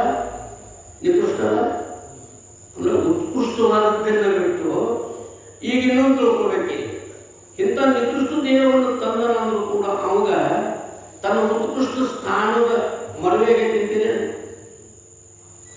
ಹಂದಿಯಾಗಿ ಬಂದರೂ ಮರವೆ ಅವನಿಗಿಲ್ಲ, ಆವೆಯಾಗಿ ಬಂದರೂ ಮರವೆ ಅವನಿಗಿಲ್ಲ, ಮೀನಾಗಿ ಬಂದರೂ ಮರವೆ ಇಲ್ಲ. ಹಿರಣ್ಯಕಶ್ಯಪನು ಸಲುವಾಗಿ ಅರ್ಧ ಮನುಷ್ಯ ಅರ್ಧ ಶಿವವಾಗಿ ಬಂದ. ಅವಾಗ ಸ್ವಲ್ಪ ಮರವೆ ತಿಂತಾನೆ, ಮರವೆ ಇಲ್ಲ. ತನ್ನ ಸ್ಥಾನದ ಮರವೆ ಇಲ್ಲದೆ ನಿಕೃಷ್ಟ ಸ್ಥಾನಕ್ಕೆ ಬಂದರೂ ಕೂಡ ತನ್ನ ಸ್ಥಾನದ ಮರವೆ ಇಲ್ಲದೆ ಜೀವನ ಕಲ್ಯಾಣ ಮಾಡಕ್ಕೆ ಇದಕ್ಕೆ ಏನಂತಾರ ಅಂತಂದ್ರೆ ಅವತಾರ ಅಂತ ಕರೀತಾರೆ. ಇನ್ನು ಮುಂದಿನ ಇರಲ್ಲ ಅಂತಂದ್ರೆ ಒಂದಿಷ್ಟು ಅವತಾರಗಳು ಅವು ಬೌದ್ಧ ಅವತಾರ ಒಂದದ, ಆನಂತರದಲ್ಲಿ ವಾಮನ ಅವತಾರ ಇನ್ನೊಂದದ, ಆನಂತರದಲ್ಲಿ ಪರಶುರಾಮ ಅವತಾರ ಅಂತೊಂದದ, ಆನಂತರದಲ್ಲಿ ರಾಮ ಅವತಾರ ಅಂತ ಮತ್ತೊಂದದ, ಇನ್ನೊಂದು ಕೃಷ್ಣ ಅವತಾರ ಅಂತದ, ಇನ್ನೊಂದು ಕಲಿಕೆ ಅವತಾರ ಅಂತ ಒಟ್ಟಾರೆ ಏನದಾವ ಅಂತಂದ್ರೆ 10 ಅವತಾರಗಳು. ಯಾವುದ ಅವತಾರಗಳು ಬಂದರೂ ಕೂಡ ತಂದೆಯಿಲ್ಲ ಅಂದ್ರೆ ನಾನು ಯಾರು ಅನ್ನುವಂಥ ಸ್ವರೂಪದ ವಿಸ್ತೃತಿ ಅವಾಗಿಲ್ಲದೆ ಏನು ಮಾಡಿದ ಅಂತಂದ್ರೆ ಜೀವನ ಕಲ್ಯಾಣವನ್ನ ಮಾಡುವುದಕ್ಕೋಸ್ಕರವಾಗಿ ಬರ್ತಕ್ಕಂಥವನಾದ. ಇದರೊಳಗೆ ಒಂದು ಪೂರ್ಣ ಅವತಾರ, ಅದರೊಳಗೆ ಇನ್ನೊಂದು ಏನು ಅಂತಂದ್ರೆ ಒಂದು ಪೂರ್ಣ ಅವತಾರ, ಇನ್ನೊಂದು ಸಾಂದರ್ಭಿಕ ಅವತಾರ, ಇನ್ನೊಂದು ಅವತಾರ ಯಾವುದು ಅಂದ್ರೆ ಅಂಶ ಅವತಾರ ಅಂತ ಈ 10 ಅವತಾರಗಳಿಗೆ 3 ಭಾಗಗಳನ್ನು ಮಾಡಿಕೊಂಡು ಬಂದಿದ್ದಾರೆ. ಅದು ಪೂರ್ಣ ಅವತಾರ ಯಾವುದು ಅಂತಂದ್ರೆ ರಾಮನ ಅವತಾರ, ಕೃಷ್ಣನ ಅವತಾರ, ಇವು ಪೂರ್ಣ ಅವತಾರ. ಇನ್ನು ಮಹಾತ್ಮರ ಅವತಾರ ಅಂತ ಏನದಾವ, ಶ್ರೋತ್ರಿಯ ಬ್ರಹ್ಮನಿಷ್ಠನಾಗತಕ್ಕಂಥ ಸದ್ಗುರುಳ ಅವತಾರ ಏನದಾವು, ಇವಕ್ಕೂ ಏನಂತಾರು, ಇವಕ್ಕೂ ಪೂರ್ಣ ಅವತಾರ ಅಂತ ಮೊದಲು. ಅಂತ ಪೂರ್ಣ ಅವತಾರ ಯಾರು ಅಂದ್ರೆ ಜಗದ್ಗುರು ಸಿದ್ಧಾರೂಢ ಮಹಾಸ್ವಾಮಿಗಳು ಪೂರ್ಣ ಅವತಾರ ಇದ್ದಾರೆ. ಇನ್ನು ಅಂಶಾವತಾರ ಯಾವುದು ಅಂತಂದ್ರೆ ಅದರ ಕೆಲವೊಂದು ಏನಂದ್ರೆ ಅಂಶ ಅವತಾರಗಳಲ್ಲ. ಅವು ಯಾವ್ಯಾವು ಅಂತಂದ್ರೆ ಈಗ ರಾಮ ಹುಟ್ಟಿದ ಕಾಲಕ್ಕೆ ಲಕ್ಷ್ಮಣ ಹುಟ್ಟಿದ್ದ. ಲಕ್ಷ್ಮಣ ಅವತಾರ ಯಾವುದು? ಅವು ಆದಿಶೇಷನ ಅವತಾರ. ಆದಿಶೇಷನ ಅವತಾರವೇ ಲಕ್ಷ್ಮಣ ಹುಟ್ಟು ಬಂದ. ಆದರೂ ರಾಮನಿಗೆ ಯಾವ ಬಲ ಇತ್ತು? ಆ ಬಲ ಯಾರಿಗಿರಕ್ಕಿಲ್ಲ? ಲಕ್ಷ್ಮಣನಿಗಿರಕ್ಕಿಲ್ಲ. ರಗಡ ಬಲ ಇತ್ತು. ಆದರೂ ರಾಮನಿಗಿಂತ ಬಲ ಏನಿದೆ, ಲಕ್ಷ್ಮಣನಿಗಿಲ್ಲ. ಇನ್ನು ಕೃಷ್ಣ ಹುಟ್ಟಿ ಬಂದ. ಕೃಷ್ಣನ ಜೊತೆಗೆ ಬಲರಾಮ ಹುಟ್ಟಿ ಬಂದ. ಬಲರಾಮನ ಅವತಾರ ಒಂದು. ಆದರೂ ಕೃಷ್ಣನಿಗಿಂತ ಬಲ ಯಾರಿಗಿರಲಿಲ್ಲ? ಬಲರಾಮ ಇರಲಿಲ್ಲ.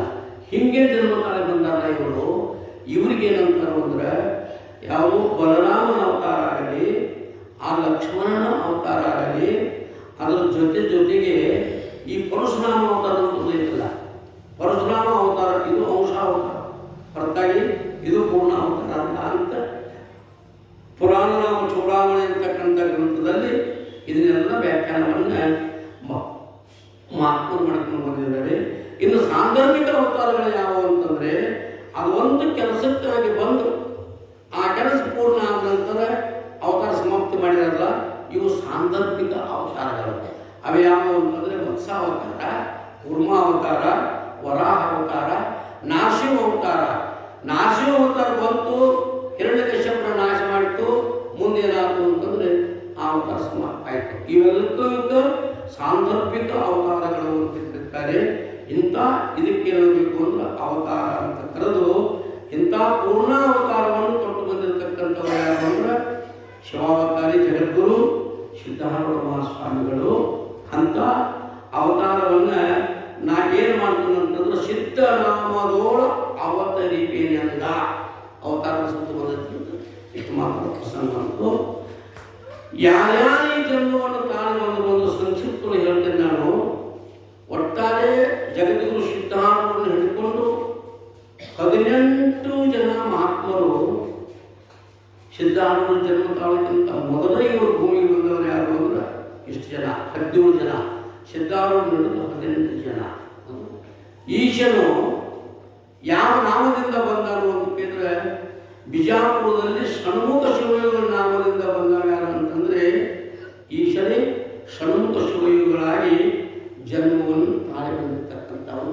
ಅವನಿಗೆ ಷಣ್ಮುಖಾರೂಢ ಅಂತ ನಾವು ಕರ್ಕೊಂಡು ಬರ್ತಕ್ಕಂಥವು ಆಗಿದೆ. ಇನ್ನು ಸ್ವತಃ ವಿಷ್ಣು ಇವು ಯಾರ ಅಂತಂದ್ರೆ ಗೋಂದಾವಲೇಕರ ಮಹಾರಾಜ ಏನು ಮಾಡಿದ ಅಂತಂದ್ರೆ ಈ ಹುಟ್ಟು ಬರ್ತಕ್ಕಂಥವನಾದ ತಪ್ಪತ್ತೇನೆ ಓದಕ್ಕೆ ನನ್ನ ಸಮಯ ಇಲ್ಲ. ಮೊದಲ ಭಾವಷ್ಟು ಹೇಳ್ತಾನೆ, ಯಾಕಂದರೆ ಅದು ಓದ್ಕೊಂಡು ಅದು ಮಾತಲ್ಲ. ಇನ್ನು ಬ್ರಹ್ಮ ಅಂತ ಹೇಳಿದ್ರೆ ನಾನು ನೆನಪಿಡ್ಬೇಕು. ಈ ಪಂಚದೇವತೆಗಳನ್ನು ಇಲ್ಲಿ ಹೇಳಕತ್ತಾರೆ ಅವರು. ಇವರು 5 ಮಂದಿ ಪಂಚದೇವತೆಗಳು. ಅವರು ಒಂದನೇದವ ಯಾರ? ಈಶ್ವರ. ಎರಡನೇದವ ವಿಷ್ಣು. ಇವರೆಲ್ಲ ಸಗುಣರು. ಇದು ನಿರ್ಗುಣಗೊಳಿಸಬಾರ್ದು ಇವರನ್ನು. ಇವರೆಲ್ಲ ಸಗುಣ ರೂಪವನ್ನು ಧಾರಣ ಮಾಡಿಕೊಂಡಿರ್ತಕ್ಕಂಥವ್ರು. ಅಲ್ಲೂ ಸಗುಣ, ಇಲ್ಲೂ ಸಗುಣ. ಈಶಾ ಷಣ್ಮುಖಾಗಿ ಹುಟ್ಟಿ ಬಂದ. ಆನಂತರ ವಿಷ್ಣು ಏನು ಮಾಡಿದ ಅಂದರೆ ಗೋಂದಾವಲೇಕರ ಮಹಾರಾಜಾಗಿ ಹುಟ್ಟಿ ಬಂದ. ಆನಂತರ ಬ್ರಹ್ಮ ಅನಂತ ಸ್ವಾಮಿಯಾಗಿ ಹುಟ್ಟಿ ಬಂದ. ರುದ್ರ ಅಂತಕ್ಕಂಥವು ಜಲಸಿದ್ಧಾಗಿ ಹುಟ್ಟಿ ಬಂದ. ವಶಿಷ್ಠ ಅಂತಕ್ಕಂಥವು ತಮ್ಮನ ಶಾಸ್ತ್ರಿಯಾಗಿ ಏನು ಮಾಡಿದಂದ್ರೆ ನವಲಗುಂದದಲ್ಲಿ ಈತ ಜನ್ಮವನ್ನು ತಾಳಿ ಬರ್ತಕ್ಕಂಥರು. ಇವರು 4 ಮಂದಿ. 5ನೇದವ ಯಾರಾದರೂ ಸದಾಶಿವ. ಅವನು ಹಿಡಿದು ಇವರು ಪಂಚದೇವತೆಗಳು ಅಂತ ಶಾಸ್ತ್ರದಲ್ಲಿ ಬರ್ಕೊಂಡು ಬಂದಿದ್ದಾರೆ. ಶಂಕರರು ಈ 5 ಮಂದಿ ಪೂಜೆಯನ್ನು ಮಾಡಬೇಕು ಅಂತ ಅವರು ತಮ್ಮ ಚರಿತ್ರೆಯಲ್ಲಿ ಅದನ್ನು ಬರ್ಕೊಂಡು ಬಂದಿದ್ದಾರೆ. ಇರಲಿ. ಇನ್ನು ಆ ನಂತರ ಸುರಗಳು ಅಂದ್ರೆ ಸುರಗಳ ದೇವತೆಗಳು. ಆ ದೇವತೆಗಳ ಗುರು ಯಾರು ಅಂದ್ರೆ ಬೃಹಸ್ಪತಿ ಆಚಾರ್ಯ. ಬೃಹಸ್ಪತಿ ಆಚಾರ್ಯ ಅಂತಕ್ಕಂಥವು ಏನಾದ್ರು ಈ ಭೂಲೋಕದ ಸಹಜಾನ ಅಂತಕ್ಕಂಥ ನಾಮವನ್ನು ಕೊಟ್ಟು ಅವರು ಅಂತಕ್ಕಂಥವನಾಗ್ತಾ ಇದ್ದಾರೆ. ವಾಲ್ಮೀಕಿ ಋಷಿಗಳು ಏನಾಗಿ ಬಂದರು ಅಂದ್ರೆ ಶ್ರೇಷ್ಠವಾದ ವರ ವಿವೇಕಾನಂದರು ಅಂತಕ್ಕಂಥವಾಗಿ ಜನ್ಮವನ್ನು ತಾಳೆ. ವೀರಭದ್ರ ಅಂತಕ್ಕಂಥವು ಯಾರ? ಪರಮಾತ್ಮನ ಜಟಾತುಟದಿಂದ ಹುಟ್ಟಿರ್ತಕ್ಕಂಥ ವೀರಭದ್ರನ ಮಗ. ಇವತ್ತು ಪರಮಾತ್ಮನ ಮಗ. ಇವೇನಾಗುತ್ತವ ಅಂತಂದರೆ ಸಾರಕವಿ ಶರೀಫ ಯೋಗಿಯಾಗಿ ಜನ್ಮವನ್ನು ತಾಳ್ತಾ ಇದ್ದಾರೆ. ಗಣಪತಿ ಪರಮಾತ್ಮ ಇವ ಒಬ್ಬ ಪಾರ್ವತಿ ಮಗ ಗಣಪತಿ. ಅವನು ವೀರಭದ್ರನ ಪರಮಾತ್ಮ ಮಗ. ತಾಯಿಯಿಂದ ಹುಟ್ಟಿದವ ವೀರಭದ್ರ, ತಂದೆಯಿಂದ ಹುಟ್ಟಿದವ ಗಣಪತಿ, ತಂದೆ ತಾಯಿಯಿಂದ ಹುಟ್ಟಿದವ ಷಣ್ಮುಖ. ವೀರಭದ್ರ ಏನಾದ ಅಂದ್ರೆ ಶರೀಫಾಗಿ ಹುಟ್ಟಿ ಬಂದ. ಗಣಪತಿ ಏನಾದ ಅಂದ್ರೆ ಕಬೀರಾಗಿ ಹುಟ್ಟಿ ಬಂದ.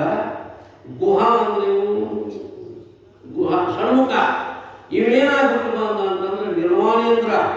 ನಿರ್ವಾಣ ಪಂಥದಲ್ಲಿ ಸ್ವಾಮಿ ಸದ್ಗುರು ಸ್ತೋತ್ರ ಬರ್ತಾರೆ. ಸ್ವಾಮಿ ಸದ್ಗುರು ಸ್ತೋತ್ರ ಬರ್ತಾರಲ್ಲ ಅವರ ನಿರ್ವಾಣೆ ಎಲ್ಲಿ ಅಲ್ಲಿ ಎಲ್ಲ ಮೂಡದತ್ತೆ ಉಗುರುಗಳು ಅಂತ. ಆ ಉಗುರುಗಳಲ್ಲಿ ಹುಟ್ಟಿ ಬಂದಿರತಕ್ಕಂಥವು ಯಾರು ಅಂತಂದ್ರೆ ನಿರ್ವಾಣೇಂದ್ರ.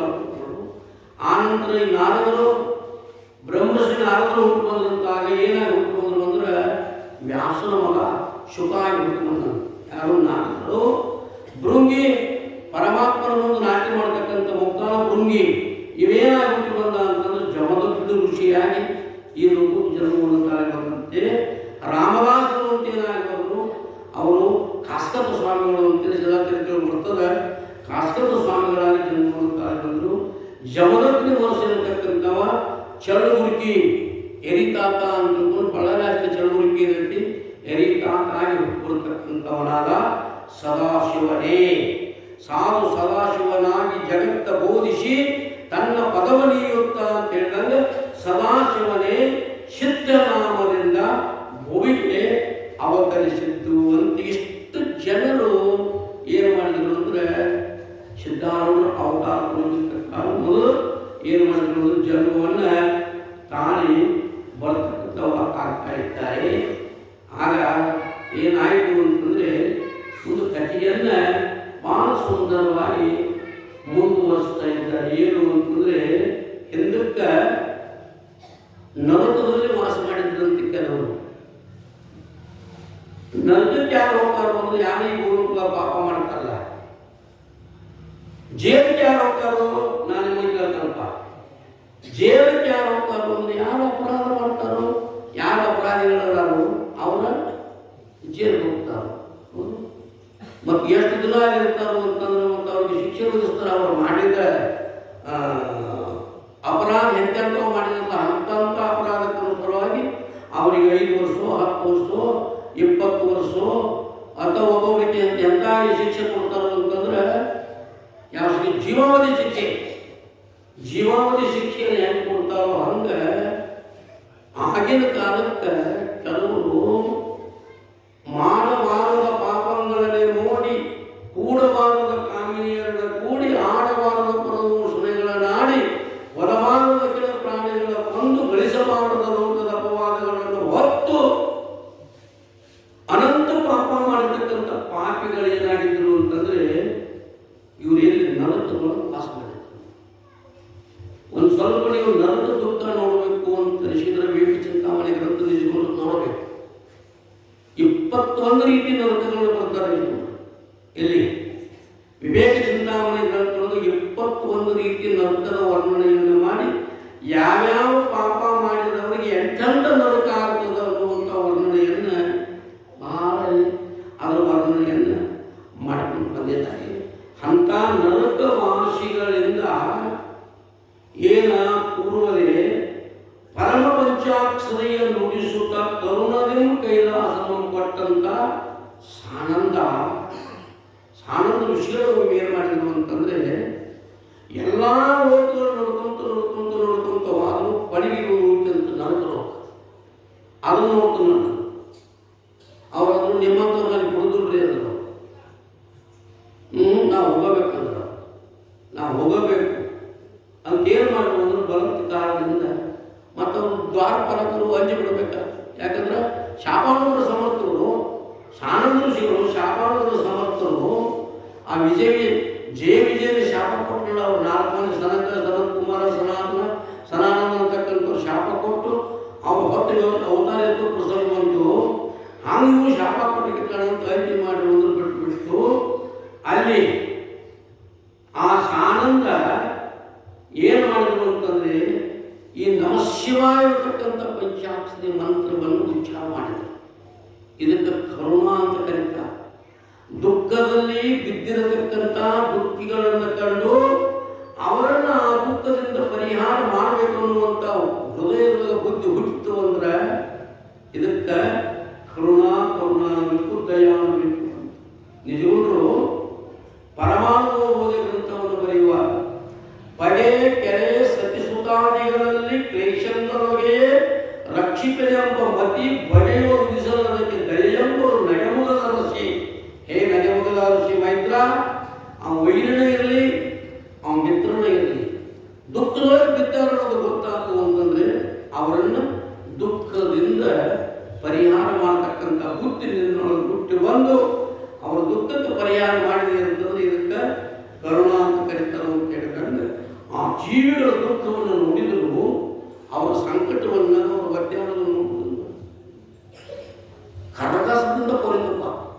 ಎಲ್ಲಿ ನರಕದೊಳಗೆ ಹೆಂಗೆ ನಡು ನೆತ್ತಿ ಮೇಲೆ ಕರಗಾಸಿಟ್ಟು ಕರಗಾಸದಿಂದ ಕೊರಿದವರು. ಈಗ ಕಾಲ ಕಪ್ಪಣ ಕಂಬಕ್ಕೆ ತೆಕ್ಕ ಹಾಸೋರು ಅದರಿಂದ ಪಾಪ ಕೊಡೋದ ಅಂಥ ಪಾಪ ಮಾಡಿದವರು ಹಂಗೆ ಇರಲಿ. ಅದನ್ನು ಹೇಳಕ್ಕೆ ಬರ್ತಾರೆ ಇರಲಿಲ್ಲ ಭಾಳ ಗತಿ ಅಂತೂ ತಾರೆ ಏನು ಅಂದ್ರೆ ಅತೀ ಪಾಪವನ್ನು ಮಾಡಲ್ಪಟ್ಟಂಥ ಪಾಪಿಗಳಿಂದ ನರಕ ತಗ್ಗಿದ್ದರು. ಅವರ ನರಕ ದುಃಖವನ್ನು ಕಂಡ ಏನು ಮಾಡಿದರು ಅಂತಂದ್ರೆ ಸಾನಂದ ಮಹರ್ಷಿಗಳು ಹೆಂಗೆ ನರಕಕ್ಕೆ ಹೋಗಿ ನರಕ ಲೋಕವನ್ನು ಕಾರ್ಯ ಮಾಡಿದರೋ ಹಂಗೆ ಈ ಭೂಲೋಕದೊಳಗೆ ಇರೋದ ಅಂತಂದ್ರೆ ಈ ಭೂಲೋಕದಲ್ಲಿ ಇರತಕ್ಕಂತಹ ಈ ದುಃಖಿಗಳ ದುಃಖವನ್ನು ಪರಿಹಾರ ಮಾಡಿ ಇವರಿಗೆ ಸುಖದ ತಾನೇ ತೋರಿಸಬೇಕು ಅಂತ ಶಿವ ಸಂಕಲ್ಪ ಮಾಡಿ ಏನು ಮಾಡಿದ ಅಂತಂದ್ರೆ ಈ ಧರಿಗೆ ಬರತಕ್ಕಂಥವನ್ನ ತೆಗೆದಿದ್ದಾರೆ. ಭೂಲೋಕದೊಳಗೆ ಪವಿತ್ರವಾಗಲ್ಪಟ್ಟಂಥ ಸ್ಥಾನ ಯಾವುದು ಅಂತಂದ್ರೆ ಚಳಕಾಪುರ ಅಂತ ನಾವು ಇಲ್ಲಿ ಮಾತಾಡ್ಕೊಂಡು ಬಂದಿದ್ದು. ಅಲ್ಲಿ ದೇವಮಲ್ಲಮ್ಮ ಗುರುಶಾಂತಪ್ಪ ಅಂತಕ್ಕಂಥ ದಂಪತಿಗಳು. ಗುರುಶಾಂತಪ್ಪನಿಗೆ ಒಂದು ಸ್ವಪ್ನವಿತ್ತು.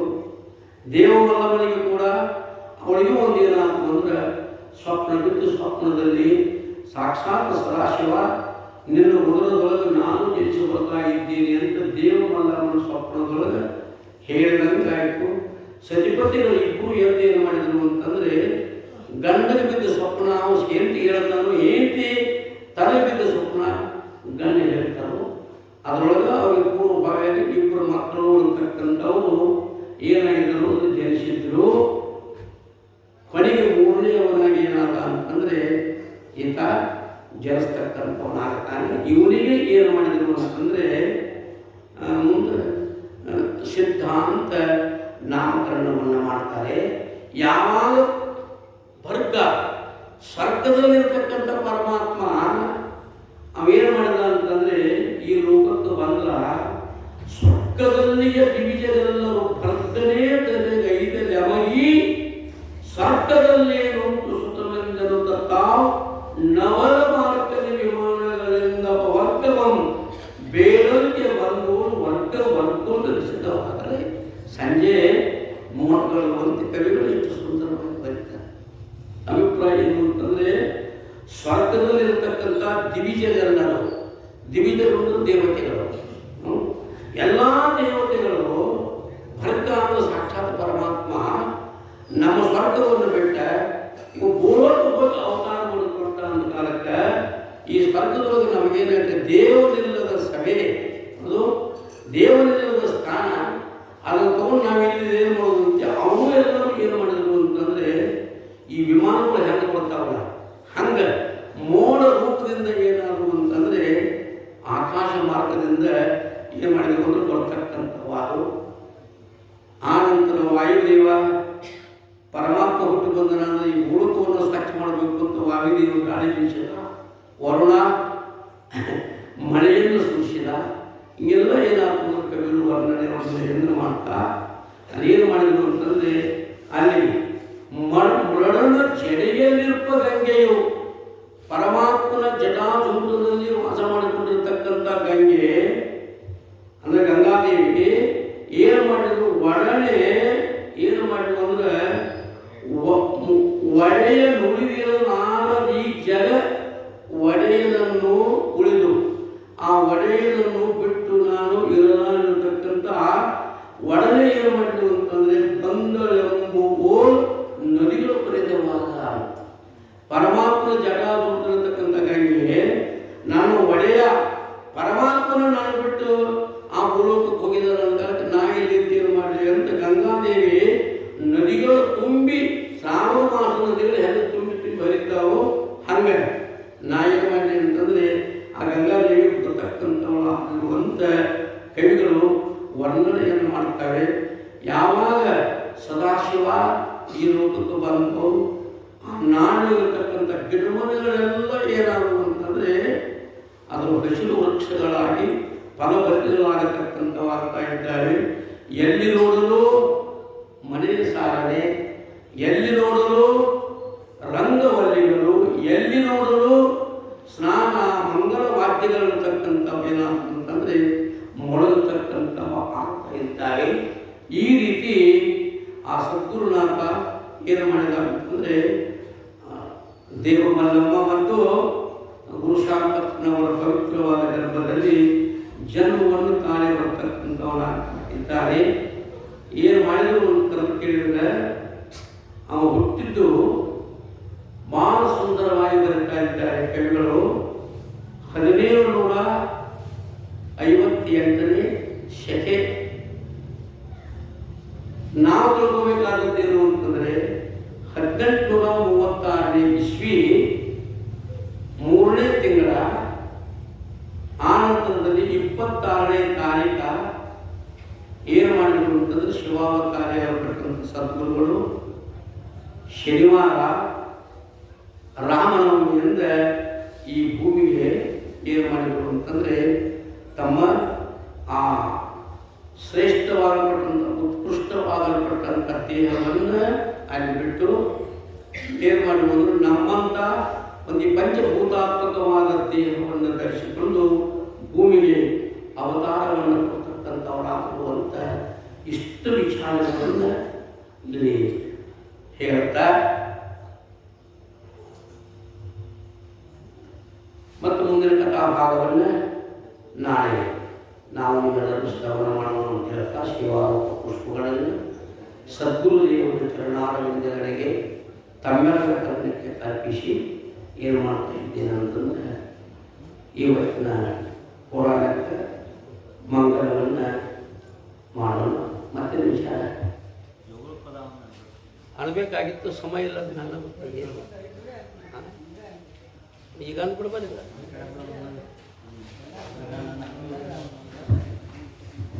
ಜೋಳ ಪದ ನಾಳೆ ನಾಮಕರಣ ಮಾಡೋದು ನಾಳೆ ಐತಿ. ಹಾಂ, ನಾಮಕರಣ ಮಾಡೋದು ನಾಳೆ ಐತಿ. ನಾಳೆ ಮಾಡೋದು.